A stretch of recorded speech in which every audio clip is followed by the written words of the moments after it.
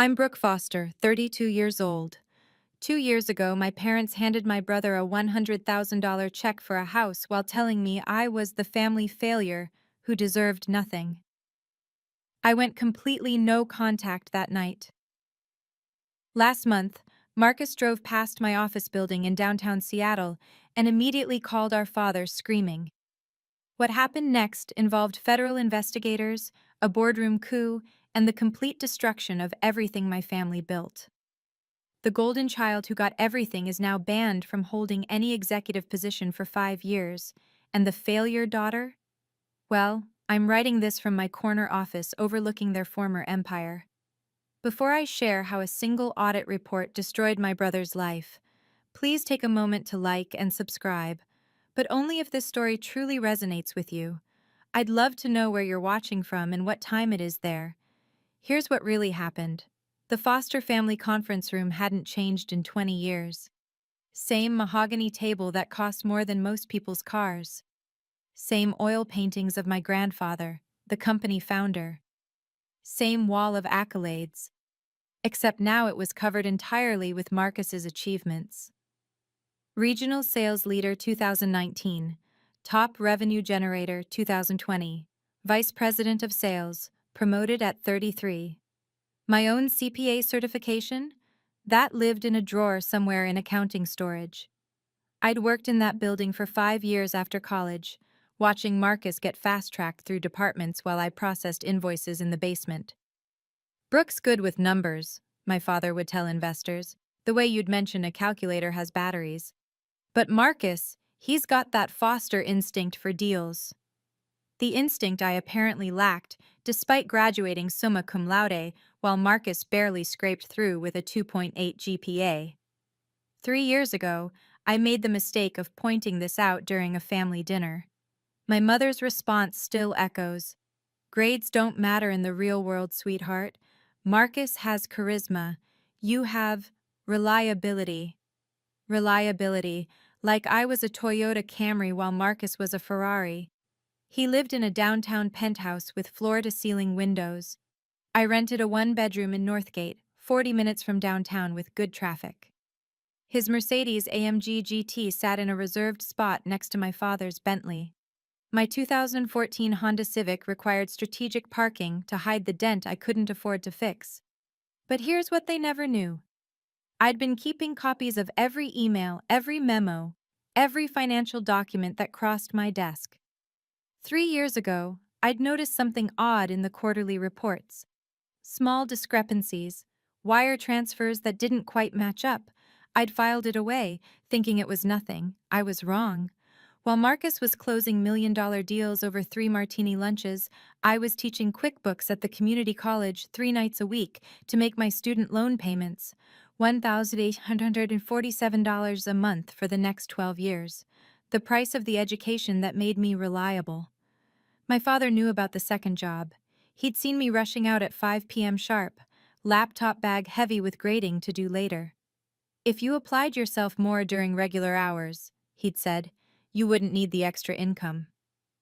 Marcus, meanwhile, had his loans paid off by the company as a signing bonus when Dad brought him in straight from graduation.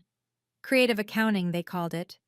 I called it what it was, nepotism with tax benefits. You could have had the same deal, my mother reminded me whenever I brought it up. But you chose to work at that nonprofit for 2 years. Marcus was smart enough to come straight to the family business, the nonprofit where I'd learned forensic accounting, investigating embezzlement cases. But sure, Marcus was the smart one. I had my CPA license, 3 professional certifications, and 7 years of spotless performance reviews. Marcus had a bachelor's degree in communications, and what my father called that Foster swagger. The swagger that let him expense $8,000 bar tabs as client development. The swagger that somehow justified a company car upgrade every 18 months. The swagger that made him indispensable while I remained invisible. 2 years before the $100,000 gift, I'd asked for a $5,000 loan to fix my car's transmission. My father's exact words, "We're not a bank, Brooke.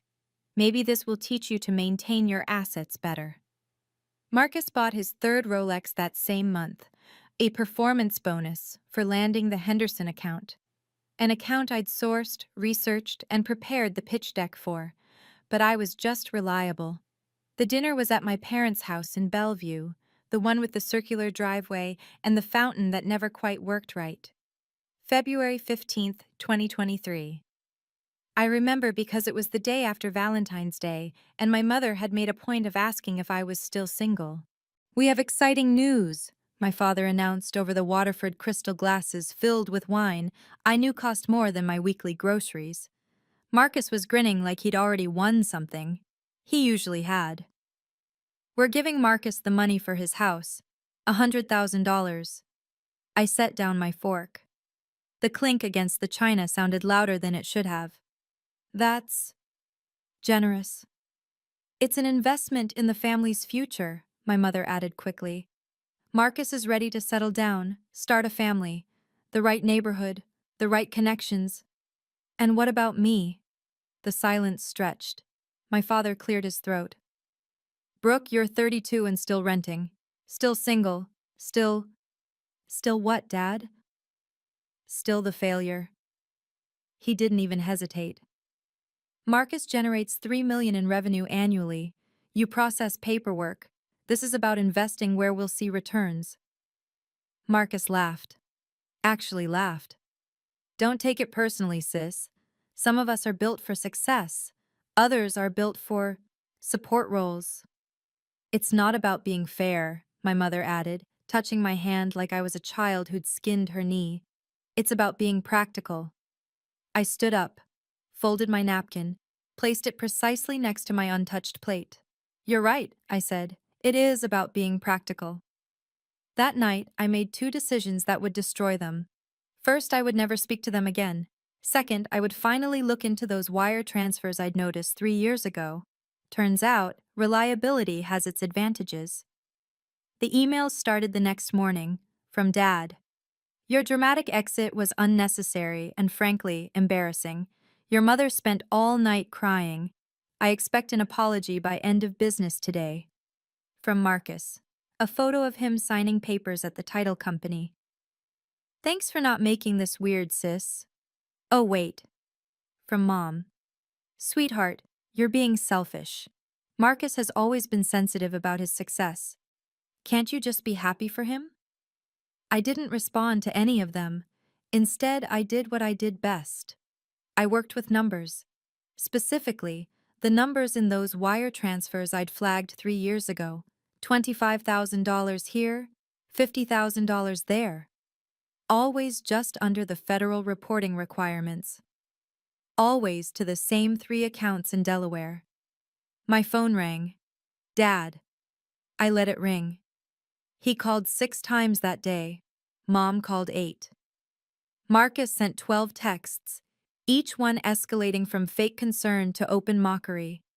The last one, "Dad's right. You're acting like a failure and a child." That evening, I recorded the voicemail my mother left. "Brooke, this is ridiculous. You're embarrassing the family. Marcus told his colleagues about your behavior, and now everyone thinks we raised an ungrateful daughter. Is that what you want? To be known as the foster who couldn't handle other people's success?" I saved that voicemail, backed it up to 3 different clouds. Something told me I'd need it later. The wire transfers, meanwhile, painted an interesting picture. Every single one had been authorized by Richard Foster, CEO. Every single one had been initiated by Marcus Foster, VP of Sales. And every single one coincided with our competitors' sudden knowledge of our client strategies. But I was just the reliable one. The failure. What did I know about how business really worked? Quite a bit, actually. I typed the email at 11:47 p.m. on February 16th, 2023. To the Foster family. Effective immediately, I am terminating all personal and professional relationships with you. Do not contact me. Do not visit me. Do not send others to speak with me. I am no longer your daughter, your sister, or your employee. Any further attempts at contact will be forwarded to my attorney. Brooke Foster. I CC'd David Kim, my friend from law school who'd offered to represent me pro bono. About time, he'd said when I called him that night. The resignation letter to the company was simpler. Effective immediately, I resign from Foster Enterprises. My files have been organized and transitioned. I didn't mention the copies I'd kept, the ones that showed a clear pattern of insider trading spanning 3 years. By morning, I'd blocked every phone number, every email address, every social media account. My mother tried reaching me through my hairdresser. My father sent a certified letter threatening to sue for corporate sabotage. Marcus posted on LinkedIn about toxic family members who can't handle others' success. 57 mutual connections liked his post. I incorporated my own firm that same week. Foster Forensic Accounting seemed too on the nose, so I went with Veritas Financial Auditing instead. My first office was a 200-square-foot space in a building that, ironically, had a perfect view of Foster Enterprises 6 blocks away. I could see my father's corner office from my desk. The one with the $30,000 Herman Miller setup and the putting green he used during conference calls. He couldn't see me, though. I was just another anonymous window in a building full of people trying to build something. The difference was, I had 3 years of evidence that would eventually bring their empire down. I just needed to wait for the right moment. 18 months of silence. No birthdays, no holidays, no just checking in texts. I built my business one client at a time, the way you build anything that lasts, slowly, carefully, with documentation for everything. My 5th client was Janet Morrison, CFO of Cascade Technologies. We'd met at a conference years ago when I was still invisible at Foster Enterprises. "I always wondered why you stayed there," she said over coffee. "Your audit work was the only thing I trusted from that company. I'm not there anymore. I heard Marcus has been bragging about driving out the dead weight, his words. She hired me that afternoon, not just for an audit, for a complete forensic review of their competitor analysis. We've been losing bids to Foster Enterprises with suspicious consistency," she explained, almost like they know our strategies before we present them. They did. I had the wire transfers to prove it, but I couldn't use them, not yet. Not without exposing myself to corporate theft charges. So I built my reputation instead. 6 clients became 12, 12 became 20. My little office expanded to a suite. I hired 2 junior auditors, both refugees from toxic corporate families who understood the value of quiet competence. David Kim joined as legal counsel, bringing 3 major clients with him. "Foster Enterprises tried to poach me last month," he mentioned casually. "Marcus offered double my current earnings." "What did you tell him?" "That I don't work for people who brag about destroying their own family members." The best part? My office view. Every morning I could see Foster Enterprises, watch the ant-like employees streaming in, and know that somewhere in that building sat 3 years of evidence that would eventually matter. Janet became more than a client. She became a mentor, the kind my father never was. "You know," she said one day, "the next Foster Enterprises board meeting is in 6 months. I happen to know 3 of the 5 independent directors. They're concerned about governance issues." "Interesting," I said. It was more than interesting. It was the beginning of the end. If you've ever been the family scapegoat, you'll understand what comes next. Sometimes the best revenge isn't emotional, it's mathematical, documented, and submitted to the proper federal authorities. Don't forget to subscribe for more stories of underdogs winning with facts, not feelings. And remember, your worth was never determined by those who refused to see it. August 3rd, 2024. A Saturday. I was reviewing contracts when I heard the screech of tires outside my building. A white Mercedes AMG GT, license plate M Foster 1, sat idling in the loading zone. Marcus stood beside it, phone pressed to his ear, staring up at my office windows. My company name was on the building directory now. Veritas Financial Auditing, Suite 1200. 10 minutes later, my phone rang. Unknown number, but I recognized the pattern. Dad's office line. I didn't answer. The voicemail was predictable. Brooke, your brother just informed me that you're running a competing firm. This is a clear violation of your non-compete agreement. You have 24 hours to cease operations or face legal action. Except I'd never signed a non-compete. I'd checked before I resigned. Thoroughly. David Kim laughed when I played him the message. They're panicking. Cascade Technologies just announced they're dropping Foster Enterprises as a vendor. Your forensic audit must have found something. It had. The same pattern of insider trading, but now with a paper trail leading directly to Marcus's personal accounts. The next call came from Marcus himself, from a number I hadn't blocked yet. You think you're clever? Dad's calling an emergency board meeting. You're done. I don't work for Foster Enterprises, I replied calmly. Haven't for 18 months. You're competing against us. I'm auditing. There's a difference. Though I understand why you might not know that, given your communications degree. The silence lasted 5 seconds. Then, Dad's going to destroy you. He's welcome to try. I hung up. Then I called Janet Morrison. They know, I said. Good. The board meeting is next week. You'll be receiving an invitation to present your findings about those suspicious bid losses. The game was finally beginning. The cease and desist letter arrived via courier at 7 a.m. Monday. 30 pages of legal threats on Foster Enterprises letterhead, signed by Richardson, Blackwood and Associates, the firm that charged $1,200 an hour and kept a yacht named Billable Hours. David read it over coffee, occasionally chuckling. They're claiming you stole proprietary information, violated a non-existent non-compete, and, this is my favorite, engaged in tortious interference with family relations. Is that even real? Technically, yes. Practically, it's what desperate lawyers write when they have nothing else. The real threat came on page 27, buried in subsection 3.2.4. Demand for immediate appearance before the Foster Enterprises Board of Directors to address potential criminal theft of corporate intellectual property. They want me at the board meeting? They want to ambush you publicly, make you look like a disgruntled ex-employee. Classic intimidation. What they didn't know was that David had been busy too. His discovery requests had uncovered something beautiful.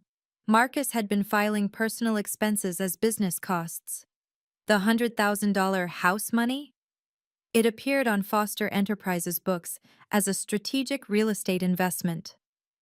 That's tax fraud, I said. That's just the beginning. David pulled up his laptop. Remember those Delaware accounts you flagged? They're all registered to MF Holdings, LLC. Want to guess what MF stands for? We had them. But more importantly, we had documentation. The formal board meeting invitation arrived that afternoon, hand-delivered by my father's assistant, the same one who'd been secretly forwarding me emails for the past 6 months after Marcus had gotten her written up for refusing to falsify his expense reports. Thursday, 2 p.m., she whispered, handing me the envelope. He's planning to humiliate you in front of everyone. But Janet Morrison requested you be allowed to present evidence. The independent directors agreed. I opened the envelope. Gold-embossed letterhead, the kind that cost more than most people's weekly groceries.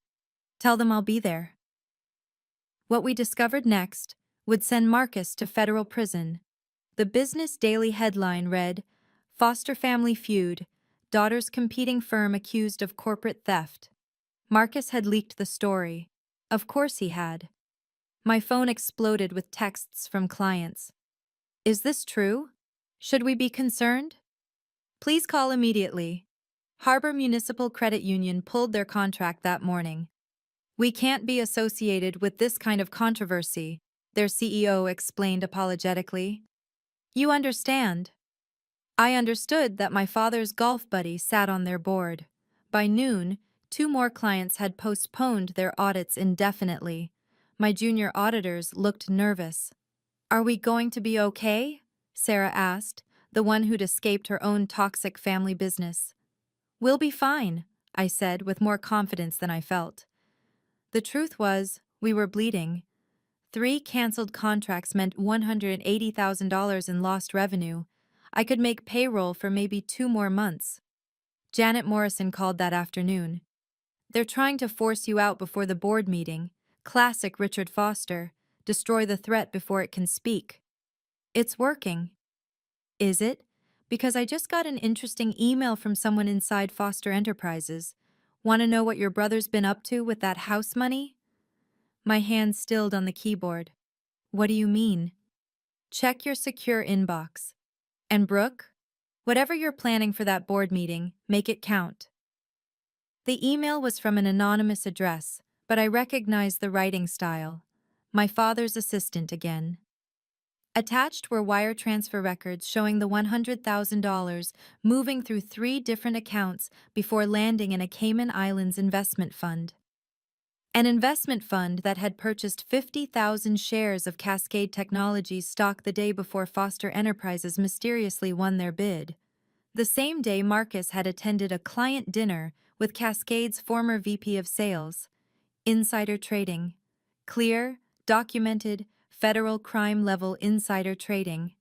And my father's signature was on every authorization. Maybe you should consider settling, Janet said over lunch Wednesday. Take a payout, sign an NDA, move on. We sat in her corner office, the one with a view of Mount Rainier on clear days. Today wasn't clear. You sound like you're giving up on me. I'm being realistic. Your father has resources you don't. The media is turning against you. Even if you're right, especially if you're right, he'll destroy you before admitting fault. She was right. My bank account showed $23,000. Foster Enterprises had a war chest of millions. What would you do? I asked. Honestly, I'd probably take the money and run, start over somewhere else. Seattle's not the only city that needs good auditors. That night, David called with worse news. Richardson Blackwood filed an injunction. They're trying to freeze your business assets, claiming you're operating with stolen Foster Enterprises property. The evidence I collected while employed there? Exactly. It's bullshit, but it'll take weeks to fight, weeks you don't have. I sat in my empty office at 10 p.m., staring at the Foster Enterprises building. The executive floor was still lit, probably my father and his lawyers planning tomorrow's ambush. For a moment I considered Janet's advice. Take the settlement, sign the NDA, disappear. Then my phone buzzed. A text from an unknown number. Don't give up. Check your email. A friend who knows what they did to others before you. The email contained a single PDF. SEC Whistleblower Report, number 2024-8847, filed 0801, 2024, RE, Foster Enterprises Systematic Insider Trading. Someone else had filed a complaint. 3 days ago, before Marcus had even spotted my office. The whistleblower's identity was redacted, but their evidence was beautiful. 2 years of documented trades, all matching the pattern I'd found. I wasn't alone in this fight. And tomorrow, everyone would know it. I spent all night cross-referencing the SEC whistleblower report with my own evidence. The patterns were undeniable. Every time Foster Enterprises won a surprise bid, Marcus's personal accounts showed deposits exactly 3 days prior. Every time a competitor's deal fell through, there were wire transfers from those Delaware shells to accounts in the Cayman Islands. But the smoking gun was simpler than that. The $100,000 house money had never bought a house. County records showed Marcus still renting his penthouse. The down payment he'd supposedly made? That money had gone straight into MF Holdings LLC, then fractured into 5 separate trades, all based on inside information from companies Foster Enterprises was about to undercut. One trade alone had netted $400,000. And there, buried in the LLC's formation documents that David had subpoenaed, was the signature that mattered. Richard Foster, managing partner. My father wasn't just complicit, he was the architect. At 3 a.m., I found the final piece. An email from 3 years ago, before I'd resigned, that I'd saved without understanding its significance. My father to Marcus, CC'd to no one, sent from his personal account. Use the house funds as we discussed. Route through the usual channels. Remember, the appearance of propriety matters more than propriety itself. I'd been CC'd by accident. Marcus had tried to recall the email, but I'd already saved it to my personal drive, along with hundreds of other recalled messages over the years. The reliable one. The one who documented everything. David arrived at my office at 6 a.m. with coffee and a grin. The SEC just responded to my inquiry. There's an active investigation into Foster Enterprises. Has been for 6 months. 6 months? Your resignation triggered it. Apparently, several clients found it suspicious that their best auditor suddenly left and started asking questions. The board meeting was in 8 hours. I had everything I needed. The house money wasn't for a house at all, I said. David smiled. No, it was for something much more valuable. Evidence. David and I spent the morning organizing everything into a single devastating presentation. Page 1. The wire transfers. Page 2. The timeline of insider trades. Page 3. The email from my father explicitly directing the fraud. Page 4. The SEC whistleblower report. Page 5. The calculated damages, $2.3 million in illegal gains. We need this notarized, David said. Every page, make it legally bulletproof. His assistant arrived at noon with a notary public. We documented everything, created 5 certified copies, and sealed them in legal envelopes addressed to each board member. What if they refuse to let you present? The notary asked, clearly recognizing the Foster Enterprises letterhead. They won't, I said. 3 of the 5 independent directors specifically requested my presence. They can't refuse without violating their own fiduciary duties. David's phone rang. He listened, his expression shifting from neutral to shocked. That was the SEC. They're sending a representative to observe the board meeting. What? Apparently, someone tipped them that material evidence in their investigation would be presented today. They want to witness it firsthand. I knew who'd tipped them. The same person who'd been feeding me information, my father's assistant, Helen. She'd been documenting everything for 2 years, waiting for someone with the courage to use it. At 1:30 p.m., I put on my best suit, the one I'd bought with my first Veritas client payment. Not Tom Ford like my father preferred, but clean, professional, and paid for with honest money. David straightened his tie. Ready to destroy an empire? I'm not destroying anything, I said, collecting the sealed envelopes. I'm just presenting facts. The empire will destroy itself. The boardroom will become a courtroom, he said. I thought of every dismissive comment, every failure label, every dollar denied while Marcus got hundreds of thousands. Good. Janet Morrison met us in the Foster Enterprises lobby at 1:45 p.m. The independent directors are already inside, she said quietly. Thomas Chen, Sarah Blackstone, and Michael Torres. They've all reviewed my preliminary concerns about the bid irregularities. What's their position? Concerned, especially after the SEC contacted them this morning. My father hadn't expected that. He'd assumed this would be a family ambush, not a formal investigation. Helen appeared from behind the security desk, carrying a manila folder. Ms. Foster, these arrived for you. Her voice was professional, but her eyes said everything. Finally. Inside were 3 letters on SEC letterhead, each addressed to an independent director, confirming the active investigation into potential securities fraud at Foster Enterprises, case number 2024-8847. How did these? They were delivered an hour ago, Helen said. I made sure each director received a copy. Per protocol. Janet smiled. Your father's been in his office screaming at lawyers for the past 30 minutes. Marcus is pretending everything's fine, but he's sweating through his Tom Ford suit.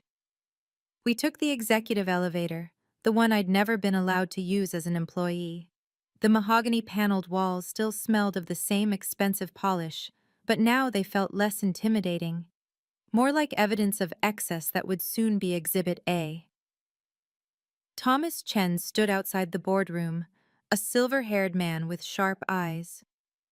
Ms. Foster, I understand you have information relevant to our fiduciary duties? I have documented evidence of systematic insider trading involving the misuse of company funds. He nodded slowly. The SEC agent is already inside. Agent Patricia Williams. She's very interested in what you have to say.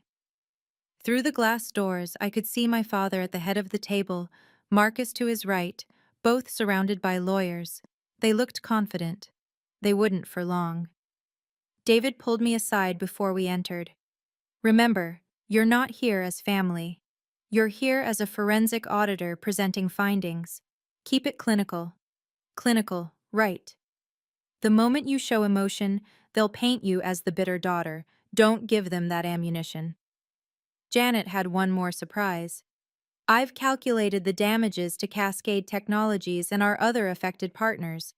$2.3 million in direct losses, plus another $4 million in opportunity costs. $6.3 million total? Plus penalties. The SEC can impose fines up to 3 times the illegal gains. We're looking at nearly $20 million in potential liability. $20 million. Foster Enterprises' entire reserve fund. Agent Williams approached us in the hallway, a compact woman with the kind of neutral expression that probably terrified white-collar criminals. Ms. Foster, I understand you have evidence relevant to our investigation? I handed her one of the sealed envelopes. She opened it, scanned the first page, and her expression shifted minutely. The SEC equivalent of a gasp. This email from your father was sent to my brother 3 years ago. I was accidentally CC'd. I have the full headers showing authentication. And this wire transfer record? Shows the $100,000 supposedly for a house purchase being routed through shell companies into insider trading positions. Page 12 has the Cayman Islands account statements. She looked up.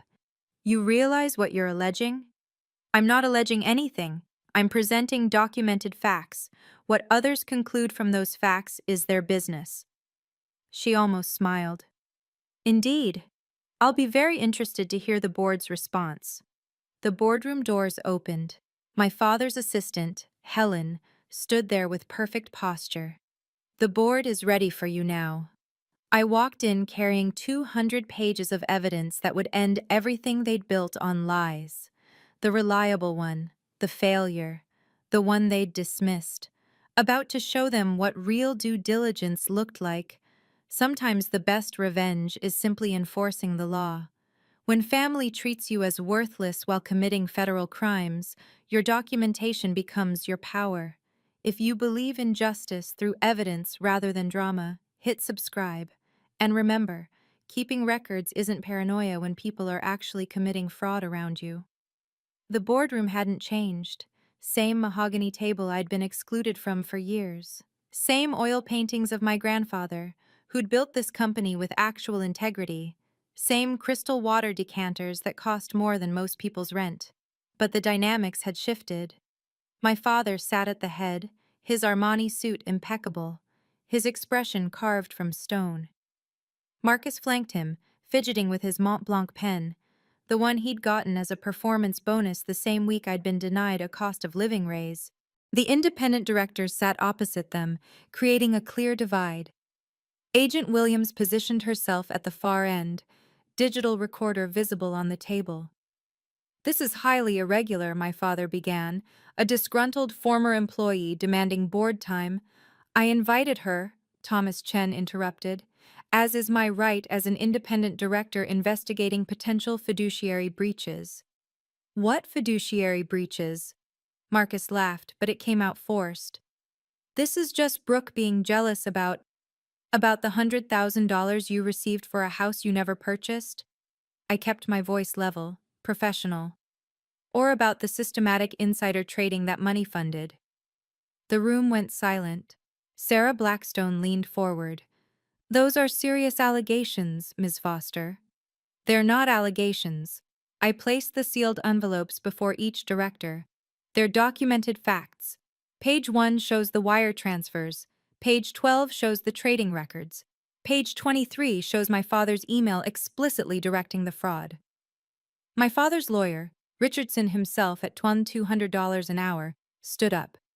This is defamation. We'll sue. Please do, David said calmly. Discovery would be fascinating. Agent Williams spoke for the first time. Mr. Foster, Mr. Marcus Foster, you should know you're both under federal investigation. Anything you say here is being recorded. Marcus went pale. My father's jaw clenched. The boardroom had indeed become a courtroom. Let's discuss why my audit firm is a threat, shall we? I stood, clicking the remote for the boardroom's presentation screen. The first slide appeared, a simple timeline. 3 years ago, Foster Enterprises began winning bids with unusual accuracy, always undercutting competitors by exactly 3 to 5%, never more, never less. Statistically impossible unless we're better at business than you, Marcus interrupted, which we are. Or unless you had inside information. I clicked to the next slide. Wire transfers. Dozens of them.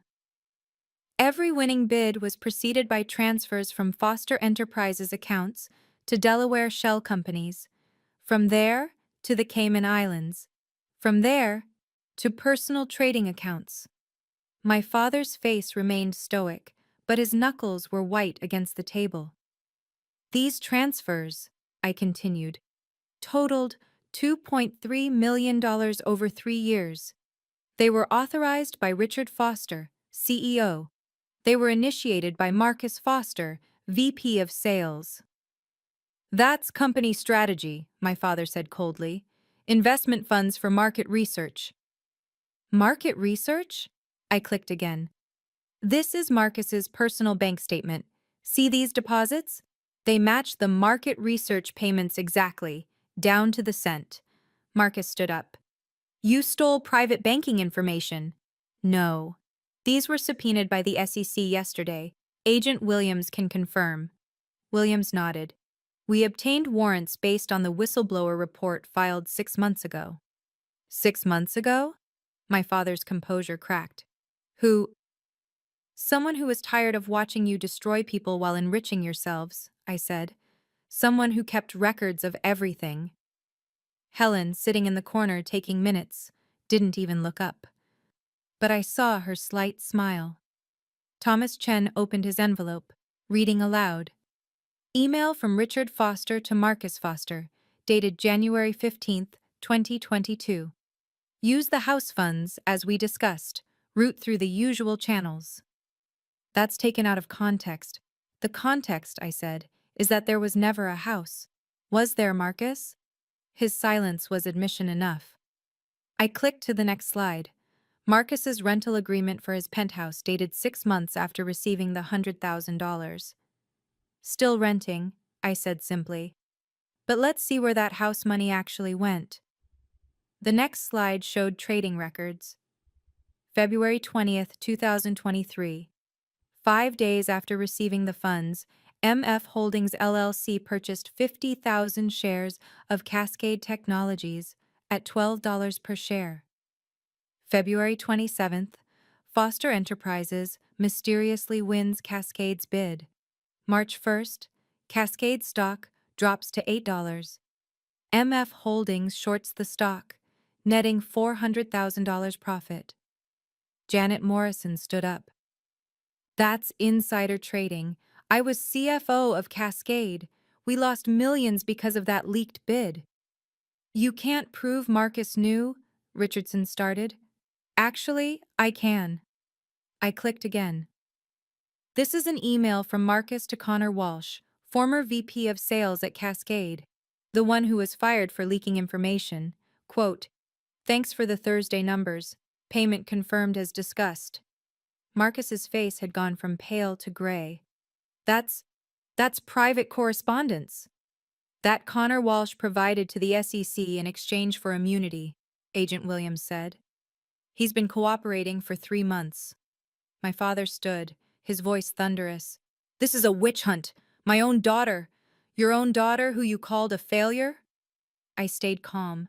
Who you denied a $5,000 loan while giving Marcus $100,000 for fraud? It wasn't fraud, it was...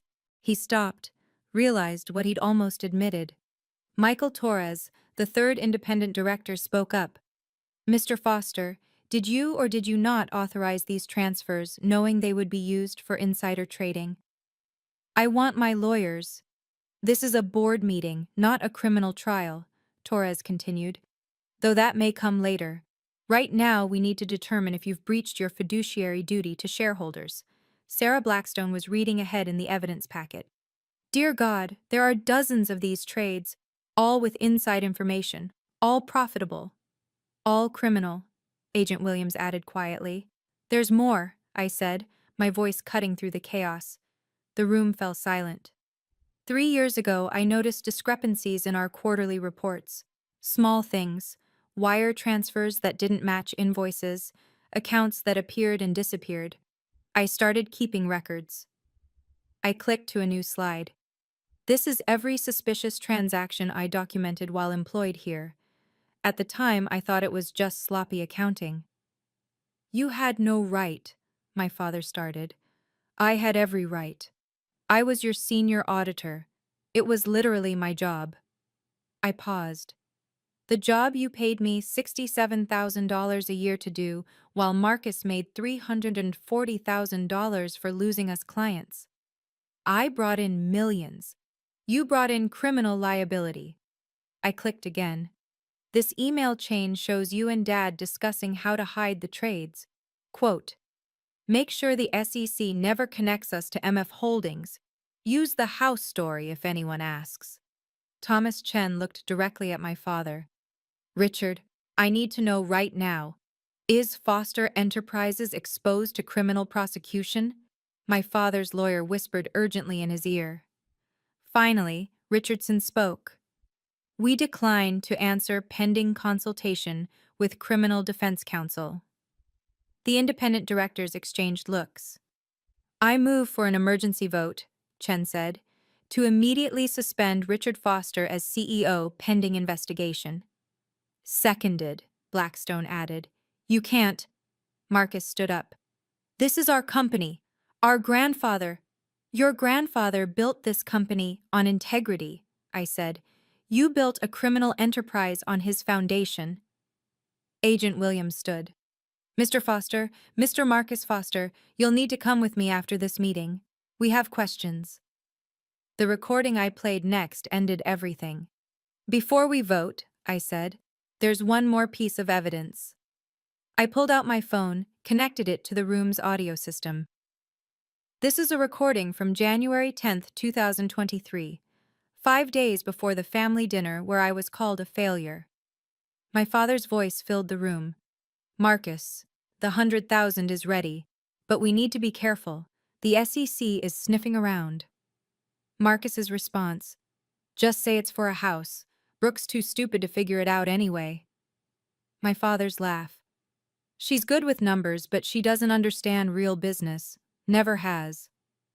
Marcus, should we cut her in? My father. Why? She's just an employee, a replaceable one. You're the future of this company. The money goes through the Delaware accounts tomorrow. Make it look like a house purchase, then move it offshore. I've already got the insider at Cascade ready to talk. Marcus. And if someone finds out? My father. Who's going to find out? Helen? She's terrified of me. Brooke? She's too busy being reliable to be smart. The board? They trust me completely. The recording ended. The silence was deafening. That's... Richardson started, then stopped. There was no defense for that. That's conspiracy to commit securities fraud, Agent Williams said. Recorded before the crime was committed. This is what we call a smoking gun. Thomas Chen's face was granite. I call for an immediate vote. All in favor of removing Richard Foster as CEO, effective immediately? 5 hands raised. The independent directors were unanimous. All in favor of barring Marcus Foster from any executive position at Foster Enterprises? 5 hands again. My father's face had gone from red to white. "You can't do this. I built this company." "You built a crime scene," Sarah Blackstone said, "and your daughter just exposed it all." "That's your voice saying, 'Make it look like a house purchase,' isn't it, Dad?" I asked quietly. He had no answer. The vote was swift and merciless. Motion to terminate Richard Foster as CEO, effective immediately. Thomas Chen didn't even look at my father. "All in favor?" 5 hands rose without hesitation. Motion to bar Marcus Foster from holding any executive position at Foster Enterprises for a minimum of 5 years. 5 hands again. Motion to demand immediate repayment of the misappropriated $100,000 plus 40% penalty interest, totaling $140,000, to be recovered from Marcus Foster's personal assets. This time, my father tried to object. "You can't." "We can and we are," Michael Torres interrupted. "This money was obtained through fraudulent pretenses. It's embezzlement." Agent Williams stood. "Mr. Foster, Mr. Marcus Foster, you're both under arrest for conspiracy to commit securities fraud, wire fraud, and insider trading. You have the right to remain silent." "This is insane," Marcus shouted. "She set us up. She's been planning this." "For 2 years?" I asked calmly. "No, Marcus. You've been committing crimes for 3 years. I've been documenting them for 2. There's a difference." The SEC agents who'd been waiting outside entered. The handcuffs came out.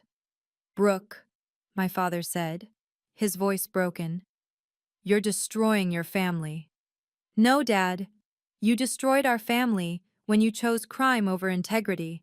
I'm just cleaning up the mess, with documentation." As they were let out, Helen stood from her corner. "I'll need all board members to sign the emergency resolutions. Ms. Foster, there's also the matter of the whistleblower reward." "Whistleblower reward?" Agent Williams smiled slightly. "The SEC awards up to 30% of recovered funds to whistleblowers. Based on the penalties we'll collect, you're looking at approximately $6 million. $6 million. More than my father ever thought I was worth. "I don't want it," I said. "Donate it to financial literacy programs." The board members stared. "You're turning down $6 million?" Chen asked.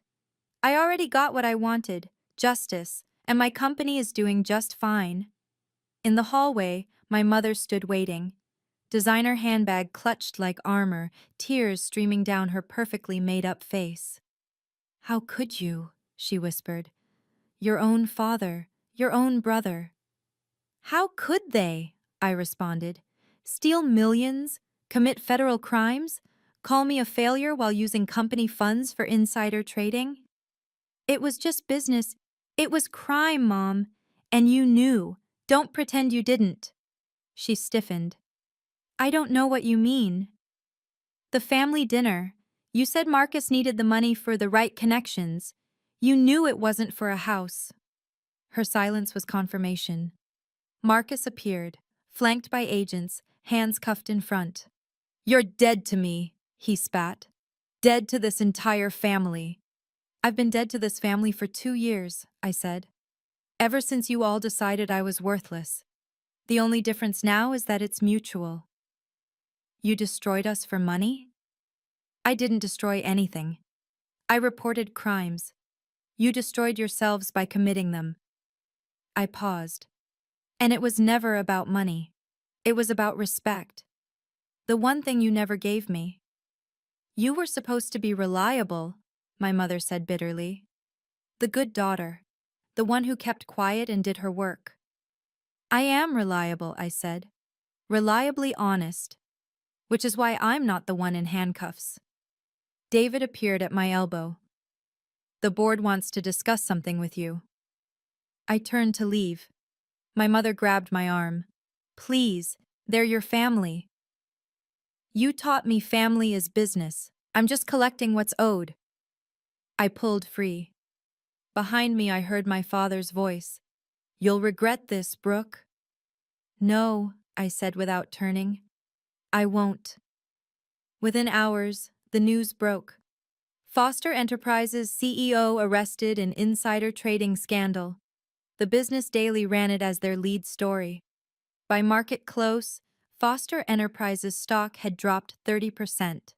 My phone exploded with calls, reporters, former colleagues, clients who'd left coming back. I ignored them all except one. Congratulations, Janet Morrison said. The board just voted. I'm interim CEO of Foster Enterprises. You? They need someone clean, someone with no connection to the crimes. Plus, I know where all the bodies are buried, metaphorically speaking. What about the company? We'll survive. Barely. We're looking at $20 million in SEC fines, plus civil lawsuits from every company your father and Marcus cheated. But the core business is solid.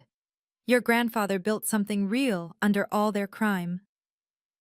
That evening, the SEC released their preliminary findings. 3 years of systematic insider trading, 47 separate incidents, $8.3 million in illegal gains. Your evidence made this case, Agent Williams told me in a follow-up call.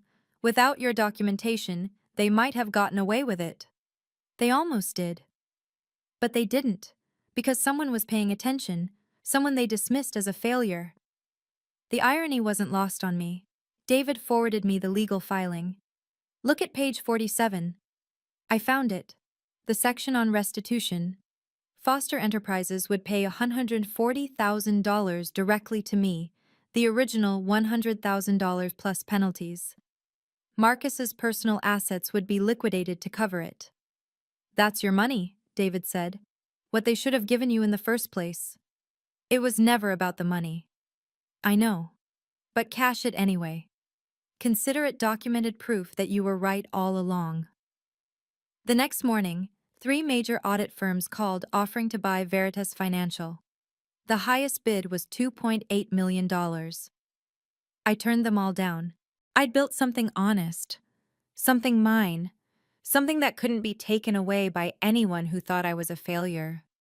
That was worth more than any offer. The settlement conference happened 2 weeks later. A sterile conference room in the federal building, all gray walls and fluorescent lights, no mahogany, no crystal decanters, just truth and consequences. My father looked older, his orange jumpsuit replacing Armani. Marcus sat beside him, the golden boy tarnished beyond recognition.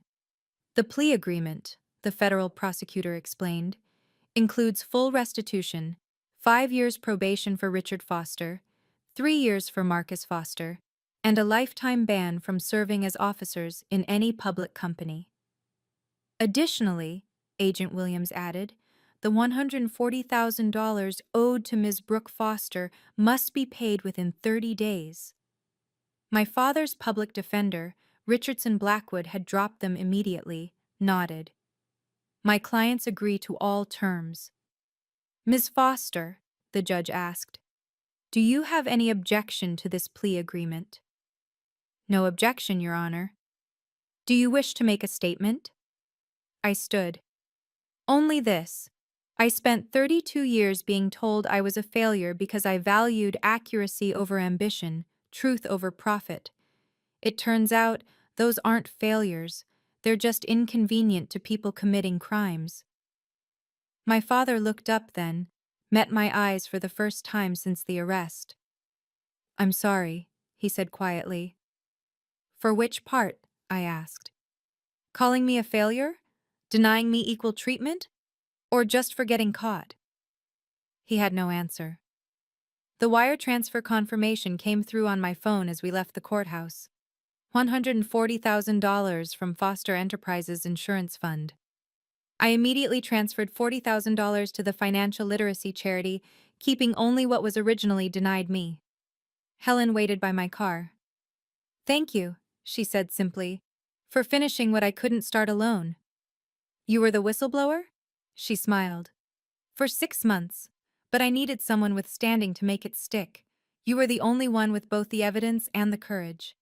We shook hands, 2 reliable women who'd brought down an empire built on lies. 6 months later, I stood in my new office. Corner suite, 15th floor, with a view of Elliott Bay instead of Foster Enterprises. Veritas Financial Auditing had grown to 12 employees, all refugees from toxic corporate families who understood that integrity mattered more than connections. The Foster Enterprises building was under new ownership. Janet had managed to save the company through brutal restructuring, but the Foster name was being removed from everything. My grandfather's legacy, erased by my father's crimes. Marcus worked as a junior analyst at a small firm in Tacoma. The golden boy who'd made $340,000 a year now made $55,000, less than I'd made as the failure. His LinkedIn still said former VP at Foster Enterprises, but everyone knew why former. My parents' Bellevue house had been sold to pay legal fees. They lived in a 2-bedroom apartment in Renton now. My mother had tried calling me 47 times. I hadn't answered once. "You have a visitor," Sarah announced. It was Helen, now CFO of the restructured company under Janet's leadership. "I wanted you to know, we're implementing every audit recommendation you ever made, the ones your father ignored." "All of them?" "Every single one. Turns out the failure daughter knew more about protecting the company than the CEO. That afternoon, I received an email from an address I didn't recognize. The subject line, "Thank you." It was from a woman named Catherine Walsh, Connor Walsh's wife. "Your courage in exposing Foster Enterprises saved my husband from prison. He made a terrible mistake, but you showed the world who the real criminals were. Our daughter will grow up knowing that standing up to power is possible." I printed that email, framed it, hung it next to my CPA certificate, the one my father had said was just paper. Sometimes paper is all you need, paper trails, paper evidence, paper that speaks louder than golden children ever could. "I don't need their love," I told David over coffee. "I needed their respect. Now I have neither, and I'm at peace with that." 2 years of silence taught me more than 30 years of family dinners ever did. Success isn't about being the golden child. It's about being the one who keeps receipts. Every dismissed email, every accidental CC, every suspicious wire transfer, they all matter when the FBI comes knocking. My father thought he was teaching me about business when he showed me that family meant nothing compared to profit. He was right, just not in the way he intended. Family means nothing when they're committing federal crimes. But evidence? Evidence means everything. Marcus called me a failure for choosing accuracy over ambition. Now he's the one scanning grocery receipts to make rent while I run a multi-million-dollar firm built on the foundation of brutal honesty. The $100,000 they gave him for a house that never existed? It bought him 5 years of federal supervision and a lifetime ban from the only thing he ever valued: power. The nothing they gave me? It bought me freedom from their toxic expectations and the clarity to see crimes they thought I was too reliable to notice. You can't choose your family, but you can choose your distance from them. You can choose documentation over denial. You can choose federal whistleblower protections over family loyalty that was never returned. To everyone who's been called the family failure, the disappointment, the one who just doesn't understand business, start keeping records. Your attention to detail isn't a weakness, it's evidence.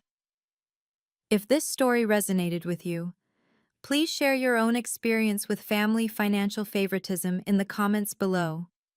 Remember, your worth was never determined by those who refused to see it, but your documentation might determine theirs in federal court.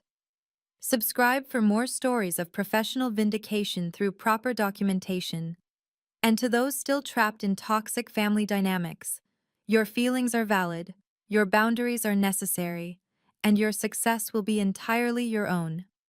Like this video if you believe in justice through paperwork, not drama.